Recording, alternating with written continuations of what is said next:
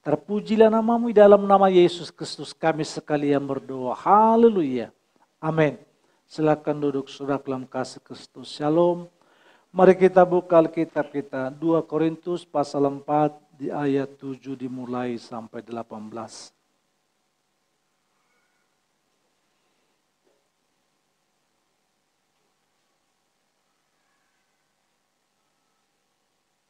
Di 2 Korintus 4 di ayat 7 sampai 18. Sudah?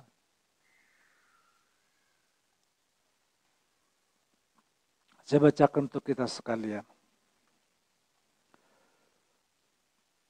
Tetapi harta ini kami punyai dalam bejana tangan liat, supaya nyata bahwa kekuatan yang melimpah-limpah itu berasal dari Allah, bukan dari diri kami.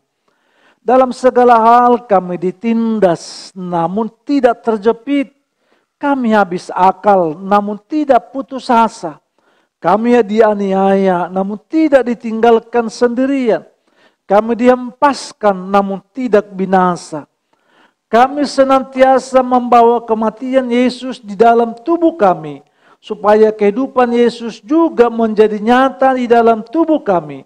Sebab kami yang masih hidup ini terus-menerus diserahkan kepada maut karena Yesus, supaya juga hidup Yesus menjadi nyata di dalam tubuh kami yang fana ini. Maka demikianlah maut giat di dalam diri kami, dan hidup giat di dalam kamu. Namun karena kami memiliki roh iman yang sama, seperti ada tertulis, aku percaya, sebab itu aku berkata-kata. Maka kami juga percaya, dan sebab itu kami juga berkata-kata. Karena kami tahu bahwa Ia yang telah membangkitkan Tuhan Yesus akan membangkitkan kami juga bersama-sama dengan Yesus. Dan Ia akan menghadapkan kami bersama-sama dengan kamu kepada dirinya. Sebab semuanya itu terjadi oleh karena kamu, supaya kasih karunia yang semakin besar berhubung dengan semakin banyaknya orang yang menjadi percaya, menyebabkan semakin melimpahnya ucapan syukur bagi kemuliaan Allah. Sebab itu kami tidak tawar hati, tetapi meskipun manusia lahiriah kami semakin merosot, namun manusia batinia kami dibaharui dari sehari ke hari. Sebab penderitaan ringan yang sekarang ini mengerjakan bagi kami kemuliaan kekal yang melebihi segala-galanya. Amin. Melebihi segala-galanya. Jauh lebih besar daripada penderitaan kami. Sebab kami tidak memperhatikan yang kelihatan, melainkan yang tak kelihatan. Karena yang kelihatan adalah sementara, sedangkan yang tak kelihatan adalah kekal. Amin. Untuk firman Tuhan. Bisa enggak kita berkata bahwa ada berkat di balik pergumulan kita? Atau bisa enggak kita menemukan sesuatu yang berarti dan sangat berarti di tengah-tengah persoalan atau kesulitan dalam hidup? Atau juga bisa enggak kita di tengah-tengah pergumulan itu kita merasakan kasih Tuhan sungguh besar?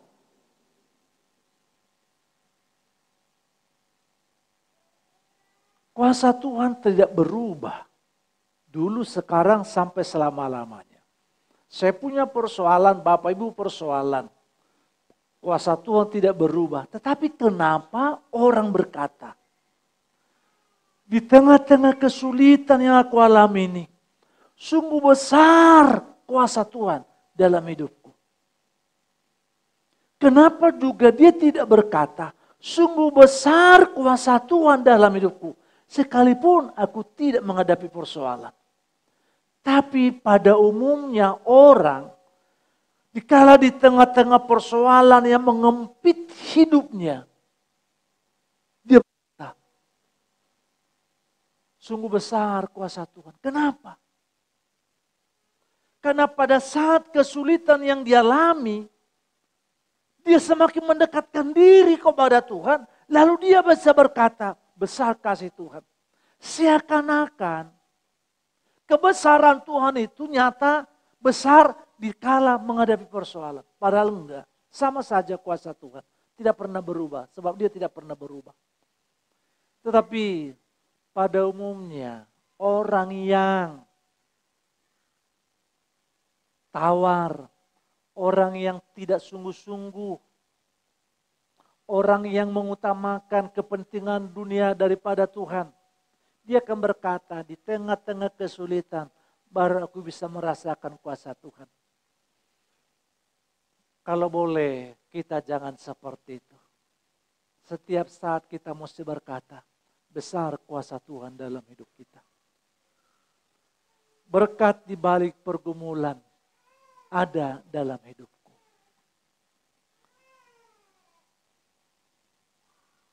Bisa enggak dibesarin? Supaya terlihat.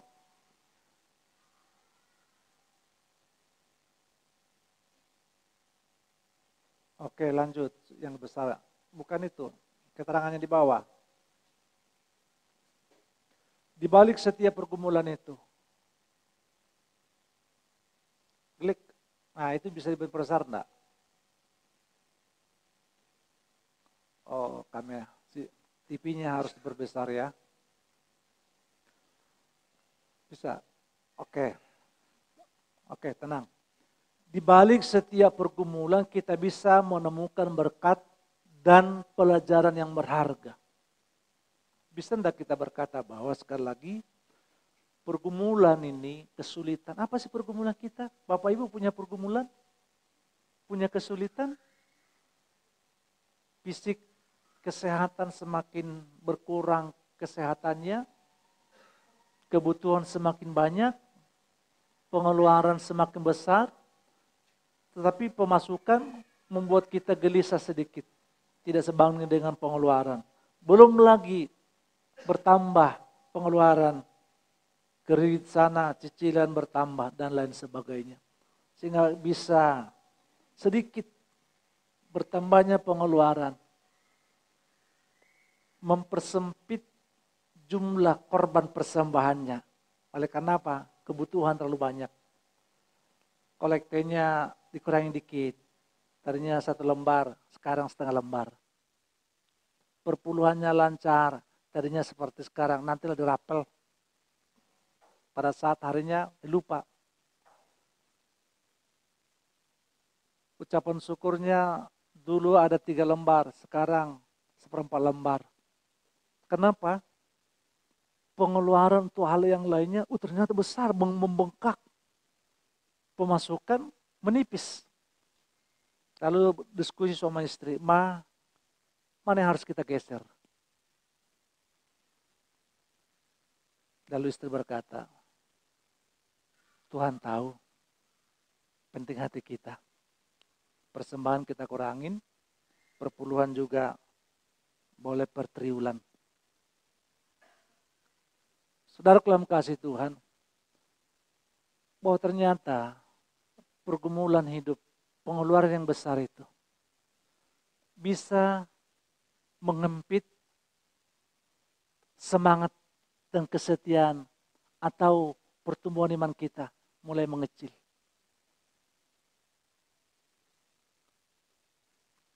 Tapi sesungguhnya pergumulan kita,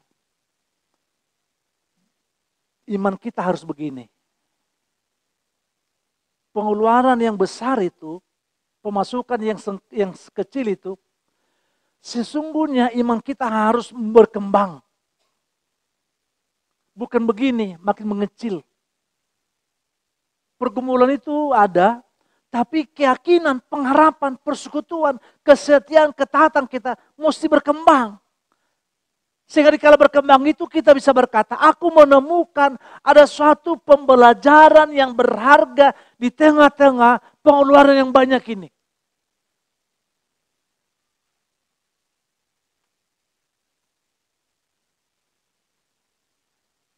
Oleh karena apa? Kita menghadapi pergumulan dengan sikap yang benar. Sikap yang benar apa? Tetap membina persekutuan, membina hubungan yang baik, punya iman. Sebab dalam imanku ada pengharapan. Dalam pengharapan itulah ada kekuatan.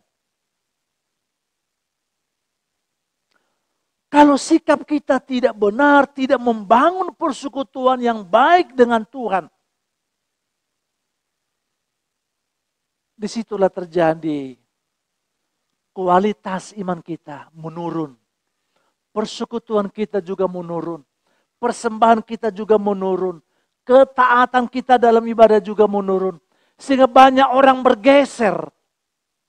Seakan-akan usaha dia lebih besar daripada karya Tuhan di dalam menyelesaikan persoalan itu. Kan begitu. Dikala kita melihat kesulitan dalam hidup itu besar, lalu kita mulai bergeser arah. Bukan lagi fokus sepenuh kepada Tuhan dalam persekutuan kita. Dalam pengharapan, dalam iman itu. Tetapi kita berupaya melangkah dengan pemikiran, pengalaman, talenta, kepintaran, relasi kita. Sepertinya itu jauh lebih besar, lebih tepat menyelesaikan persoalan kita. Kalau kita berkata seperti itu, menilai, punya pendapat, punya asumsi seperti itu. Berarti kebesaran Tuhan kita itu kecil menurut kita. Tetapi sesudah kita melangkah, sebenarnya keadaan bukan lebih baik, tetapi semakin terpuruk. Itulah tanda sikap seseorang menghadapi persoalan dengan cara fokus kepada persoalan itu. Beda dengan Rasul Paulus yang kita baca hari ini. Dan di ayat 8 dikatakan di sini, dalam segala hal kami ditindas namun tidak terjepit. Saudaraku, namanya ditindas. Gak enak. Ditindas fisiknya, dia tidak bebas berpendapat. Kebebasannya terbelenggu, namanya ditindas itu. Lemah, ada yang lebih besar dari dirinya. Sehingga dia tidak berdaya. Tetapi dikatakan di sini bahwa namun tidak terjepit, kami habis akal, namun tidak putus asa. Kenapa Rasul Paulus berkata seperti itu?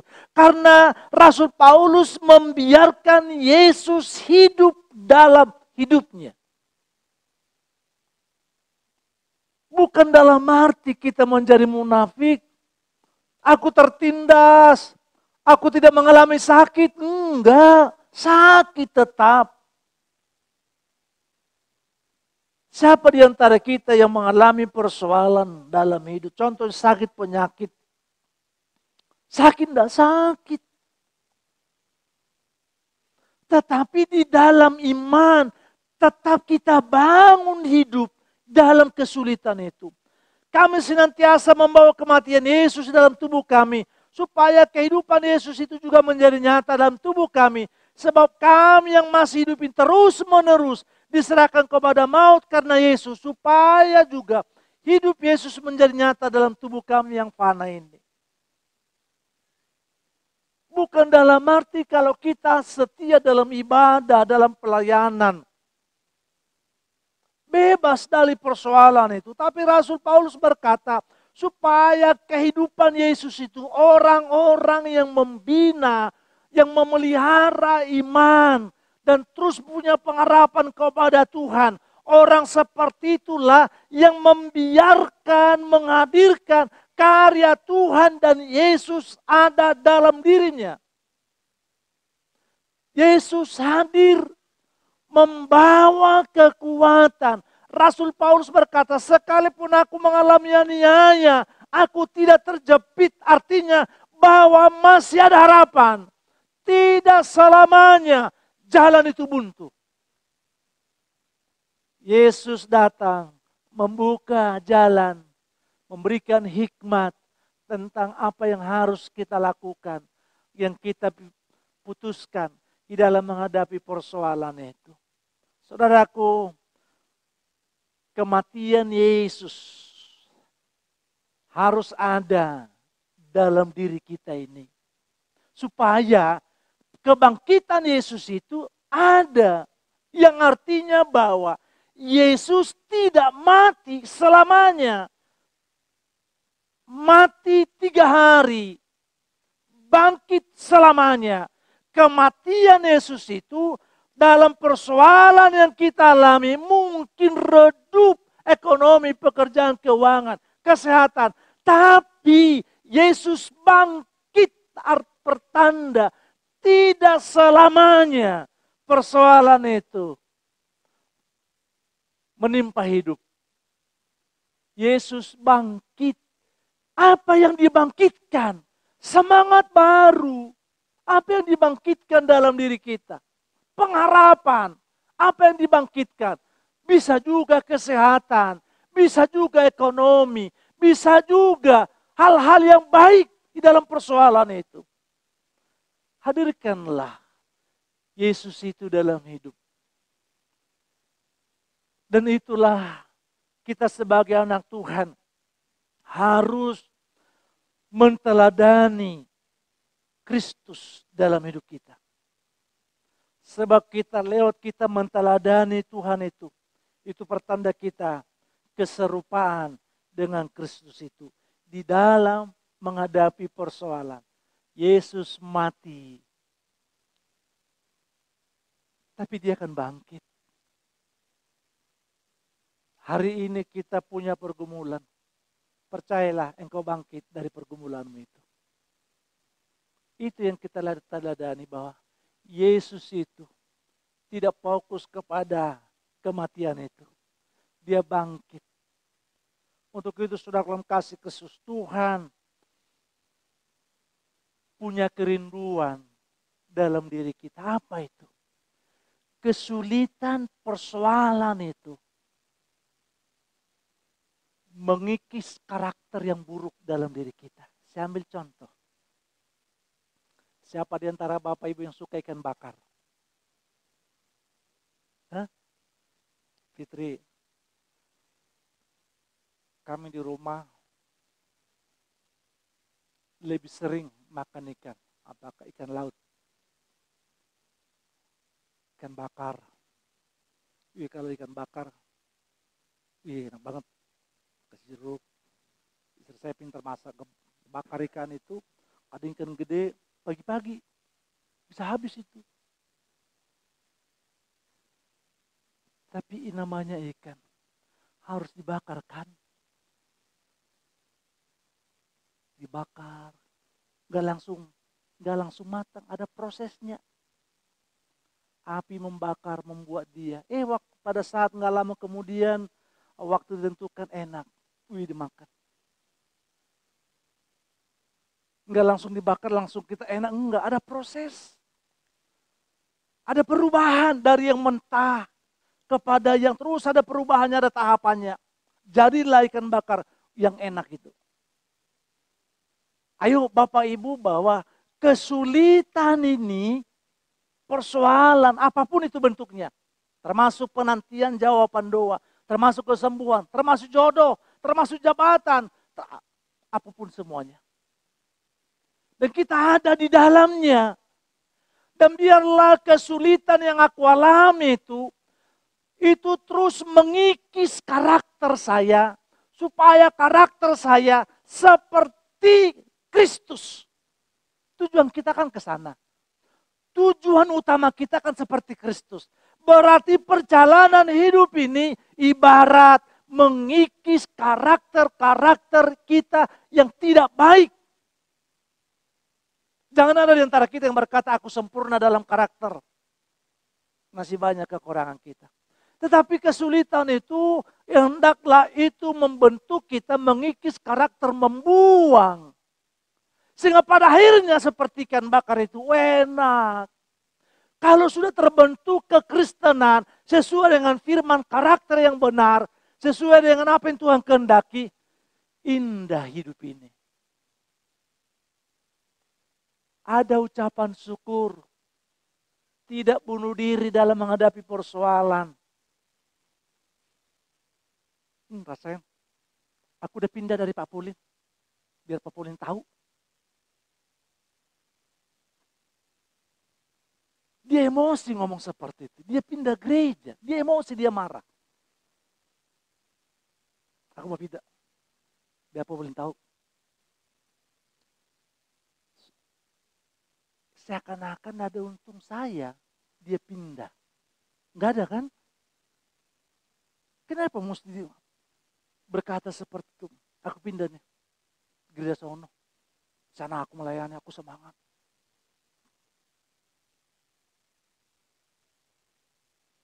Kenapa berkata seperti itu? Dia sudah melayani di sana dengan bagus. Tetapi berkata-kata yang tidak baik kepada saya. Kayaknya nggak ada hubungan ya, nggak ada korelasinya ya. Seharusnya dia sudah bertumbuh dalam pelayanan di sana, berkata-kata dengan saya seharusnya, terima kasih Pak Pulin, saya pernah bersama dengan Bapak. Begitu ya. Indikator dia sudah melayani dengan baik di sana, indikatornya dia akan terima kasih Pak Pulin, aku sudah sekarang di sana. Puji Tuhan, sama-sama kita maju ya. Kan begitu. Tetapi sebaliknya, dia berkata sudah luar biasa pelayanannya, lalu dikala aku ketemu, aku udah pindah, rasain. Kan gitu. Membuat, itu apa namanya, supaya membuat aku jengkel sama dia, kan gitu. Padahal nggak ada ngaruhnya. Dia mau pindah atau tidak, aku nggak jengkel sama dia. Atau juga warna saya hitam manis. Begitu ya. Yang saya sampaikan bahwa perjalanan pengeringan kita kepada Tuhan hendaklah mengikis karakter kita. Itu kan karakter yang masih buruk. Ayo kita jangan seperti itu. Mari kita karakter kita, sifat-sifat buruk kita. Jangan seperti orang Batak, aku kan orang Batak. Yang penting hatiku. Suara saya seperti petir juga nggak apa-apa, hatiku nggak boleh juga. Lihat kalau suaranya ke petir, siapa yang bisa dengar? Orang tutup telinga. Yang penting hatiku, makan hatimu itu. Kan nggak bisa. Yang kita dengarkan suaranya dulu, baru kita lihat hatinya, kan gitu. Jadi ada kalanya kita ada pembenaran di dalam kekurangan kita.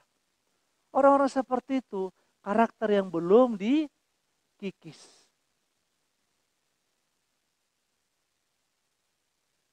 Bulan depan mungkin Rudi pulang, dia akan bakar anjing di kampung. Orang kampung itu mungkin anjing atau B2 lah. Itu dia ambil kerok. Apa ada alat kalau dibakar itu B2 dikerok bulunya, dikikis. Perapian itu mengikis dia. Kesulitan hidup kita mengikis kedagingan. Supaya kita semakin baik. Dan itu dikatakan kita sedang menteladani Yesus di dalam pergumulan kita. Supaya apa? Supaya bangkit esok. Kalau tidak terkikis karakter yang tidak baik itu, yang ego itu, tidak ada kebangkitan. Tidak ada pertumbuhan. Tidak ada kualitas iman yang mantap.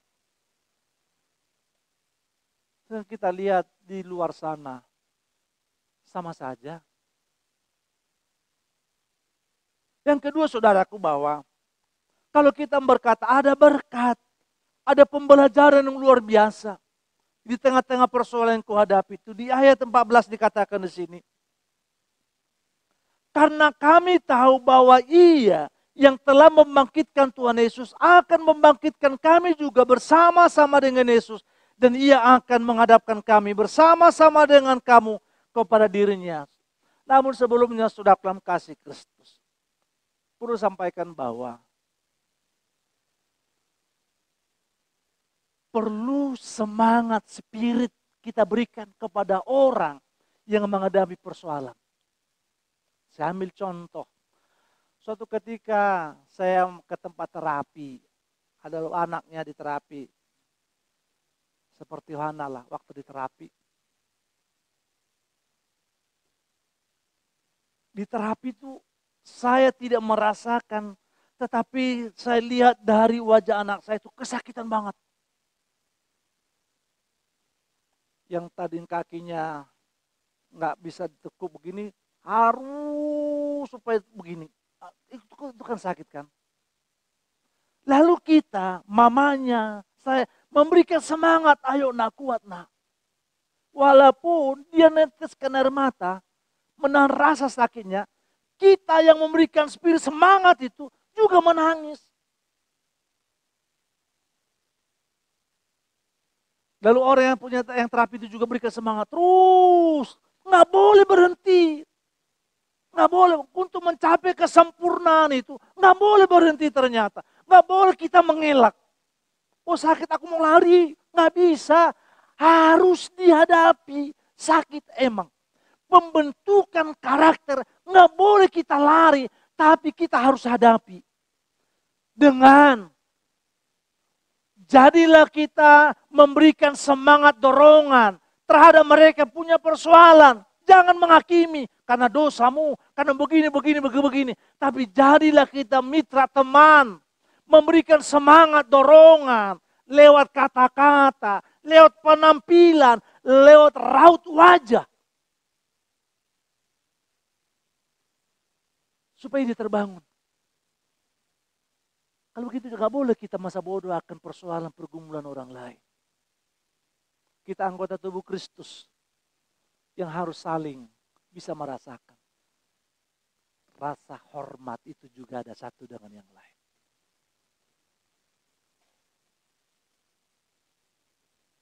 Amin. Sambil contoh. Ini ada kotoran, ada piring kotor. Piring kotor. Lalu yang senior, yang tua lewat. Siapa yang naruh piring di sini? Yang kotor ini, siapa ini? Lalu yang tua berkata, enggak tahu. Kalau enggak tahu siapa lagi? Gitu ya. Siapa lagi? Itu kan bahasa yang tidak baik, enggak? Dia lebih muda, ini lebih tua. Seharusnya tata krama kesopanan itu ada enggak? Siapa yang naruh piring di sini? Lalu yang tua ini enggak tahu. Lalu siapa lagi? Itu kan bahasa yang menuduh. Kamu. Itu salah satu contoh karakter yang buruk dalam hal berkomunikasi. Etika. Kadang-kala kita kurang etika dalam menyampaikan pendapat.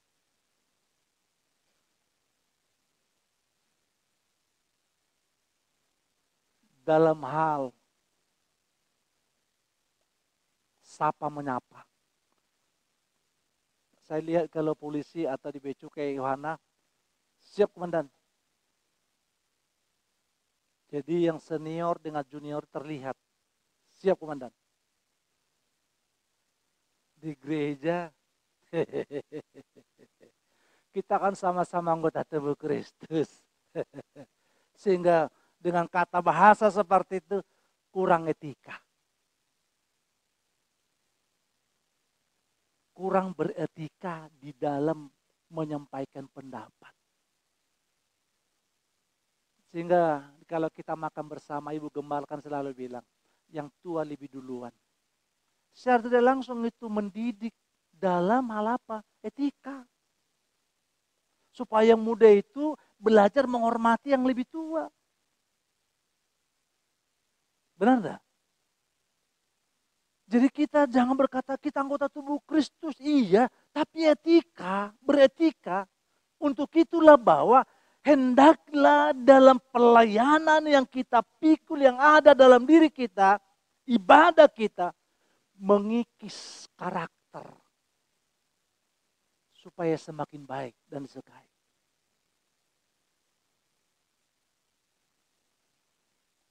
Bapak Ibu coba kalau di kantor. Diperlakukan yang tidak baik. Nggak enak juga kan? Walaupun dia pimpinan, tapi perlu juga dia menghargai. Untuk itu saudara dalam kasih Kristus. Supaya kita semakin kokoh, ayo satu dengan yang lain memberikan semangat, dorongan kepada mereka yang putus asa. Kepada mereka yang punya persoalan, kepada mereka yang punya kesulitan. Tetapi harus perhatikan norma-norma atau etika sesuai dengan karakter Kristus ada dalamnya. Mempercayai kuasa Tuhan, orang yang percaya kepada Kristus harus pula percayakan kebangkitannya. Dan kebangkitan Kristus itu merupakan bukti bahwa kuasa Allah telah memenangkan segala pergumulan. Kristus itu ada pada kita. Termasuk di dalamnya juga kuasa dan kebangkitannya. Artinya bahwa tidak selamanya terpuruk kita. Tidak selamanya pengeluaran lebih besar daripada pemasukan. Wakil Gembala, benar kan? Tidak selamanya. Tidak selamanya. Dan kita mesti berkata dan bermimpi dan berpengharapan. Saya pasti bangkit kemarin. Tapi aku berkata esok, lusa. Pasti bangkit. Pasti tertolong. Pasti jalan keluar. Pasti ada jawaban Tuhan. Tidak selamanya Yesus dikubur. Dan Yesus itu ada padaku. Dia pasti membangkitkan. Apa yang dibangkitkan? Semangat yang baru. Pengharapan, kesehatan, kekuatan. Mimpiku menjadi kenyataan esok lusa. Kita mesti berkata. Amin. Saya ini orang desa. Yang punya cita-citanya ngeri kali. Orang cita-cita luar biasa. Cita-citaku dulu tahun Bapak Ibu. Supaya punya ranjang tempat tidur yang bertingkat. Itu dulu masih. Karena kita tidur di merakyat. Jadi nggak ada tempat tidur. Ya kayak gitu tikar itu. Ketika kan. Cita-cita kapan aku ya punya tempat tidur bertingkat. Waktu aku ke Jakarta. Langsung aku dapat tidur di tingkat. Ranjang yang bertingkat. Tanpa kita sadari bahwa pergumulan kita, mimpi kita sudah dijawab oleh Tuhan. Tapi karena kedagingan kita lebih besar daripada kerohanian kita. Sehingga kita tidak bisa mengingat bagaimana Tuhan melakukan hal yang besar di masa lalu. Orang yang percaya kepada Kristus. Dan mari kita berkata, aku percaya kepada Kristus. Dan saya akan bangkit. Dengan membiarkan Yesus hidup dimuliakan. Saudara dalam kasih Kristus, melalui percaya kepada Kristus. Kemenangan ini juga sudah diberikan kepada kita. Dengan demikian segala pergumulan di dunia yang sementara tidak boleh menjadi fokus kita. Firman Tuhan berkata bahwa boleh kita memandang persoalan. Tetapi satu hal, Tuhan masih jauh lebih besar dari pergumulan kita. Amin. Tuhan masih jauh lebih besar dari pergumulan kita. Kebangkitan Kristus memberi harapan. Kebangkitan Kristus memberikan harapan. Artinya badai pasti berlalu. Kebangkitan Kristus itu memberikan harapan. Aku pasti mendapatkan. Aku pasti sembuh. Aku pasti kuat. Aku pasti mendapatkannya. Aku pasti. Aku akan mendapatkannya. Apa pergumulanmu? Pergumulanmu juga pergumulan gembala. Dan senantiasa gembala mendoakannya. Ibu gembala juga ikut mendoakannya. Saya ambil contoh. Kami selalu berdoa supaya Willy punya anak.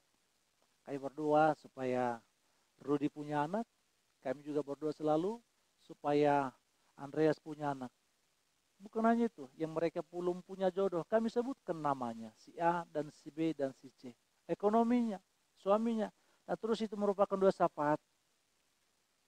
Kenapa? Ada suatu harapan. Badai pasti berlalu. Ada suatu harapan. Pasti ada jalan keluar. Ada suatu harapan. Pasti dibuka Tuhan jalan. Kenapa? Karena kita mempercayai Kristus. Karena Kristus itu ada dalam diri kita. Dan kita tidak fokus lagi kepada itu semua. Kita hanya fokus kepada Tuhan. Engkau bangkit Tuhan. Dan kebangkitanmu memberikan harapan yang baru. Berarti apa? Harus kita mesti punya semangat yang baru. Orang-orang yang berkata di balik persoalan ini ada berkat Tuhan.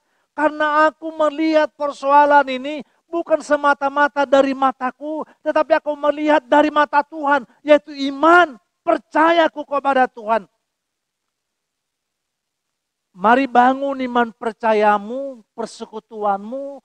Bangun imanmu lewat firman yang kita baca ini. Supaya kita bisa melihat persoalan ini dari kacamata imanku. Yang berkata bahwa Tuhan pasti tolong. Pasti berubah keadaan kita esok kepada yang lebih baik. Dulu keadaan kami sulit. Pindah sana, pindah sini.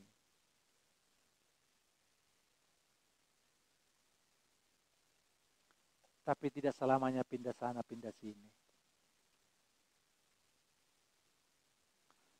Suatu ketika kami di Bekasi, lalu gereja, pelayanan saya dulu ada di jalan Surabaya, Diponegoro sono. Kita lama pelayanan di jalan Surabaya, yang depannya itu Diponegoro, kantor PD Perjuangan itu. Kita ibadah dulu di sana. Lalu suatu ketika pingin punya mobil, karena harus punya mobil itu. Tuhan bukakan jalan. Lalu waktu itu dapatlah kita belilah mobil Mitsubishi T120 itu. Lalu kita ajukan suatu proposal kepada Tuhan, kami pelayanan ke sana jauh, butuh mobil. Gak mungkin motor ke sana Tuhan, butuh mobil. Proposal ini kita sampaikan kepada Tuhan lalu kita doakan. Doakan pertama belum, doakan ketiga belum, keempat. Berkali dan terus kita berdoa. Satu hal bahwa tidak selamanya badai itu ada. Yesus bangkit, artinya bahwa pastikan ada suatu perubahan dalam hidup. Kesetiaan kita, ekonomi kita, keuangan kita, pekerjaan kita, pastikan esok aku akan lebih baik. Karena Kristus bangkit, memberikan suatu harapan. Untuk itu mari Bapak Ibu bangun iman percayamu di tengah-tengah kesulitan itu. Jangan putus asa, jangan tawar hati, jangan menjadi lemah. Tapi orang-orang yang membangun hubungannya dengan Tuhan, dia antusias, dia tetap bergairah, bersemangat dalam Tuhan. Dan aku berkata, aku melihat dari kacamata Tuhan, pasti Tuhan tolong. Ini memberikan semangat yang baru dalam diri kita. Kalau tidak ada harapan ini, orang akan lesu. Berjalan juga dia akan lesu.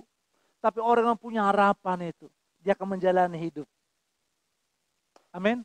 Lihat kiri kananmu. Lihat kiri kananmu. Cilup bang gitu.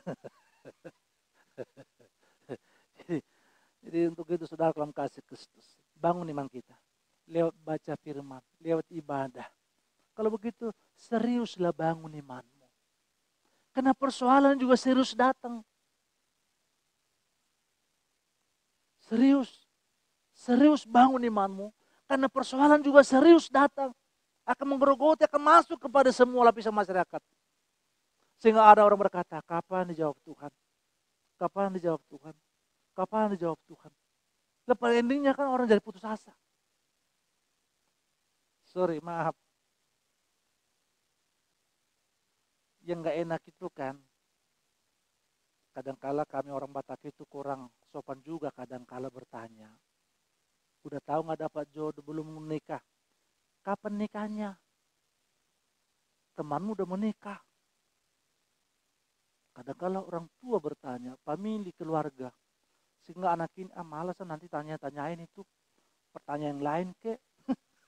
Bisnis apa, usaha apa, ini enggak anak. Anaknya udah berapa?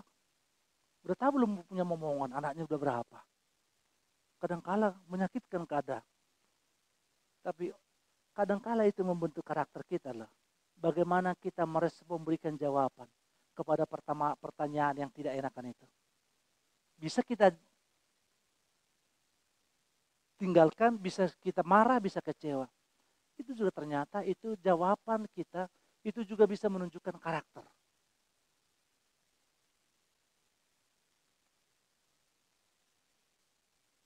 Ingatlah bahwa pergumulan dunia tidak akan sebanding dengan kesulitanku, tidak sebanding dengan rahmat Tuhan. Kesulitan kita tidak sebanding dengan kasih Tuhan dalam hidup kita. Ini mengobati kita, memberikan semangat. Sehingga kita bisa berjalan, bisa menghadapinya. Aku percaya. Kesulitan ini tidak sebanding dengan kasih rahmat-Mu yang besar dalam hidup kita. Untuk itu Bapak Ibu, mulai seriuslah. Bangun imanmu dalam persekutuanmu kepada Tuhan. Di tengah-tengah menghadapi persoalan, dalam kesulitan. Lebih dekat dan berkata, terpujilah Tuhan. Bahwasanya Tuhan baik. Bangkit berdiri. Haleluya.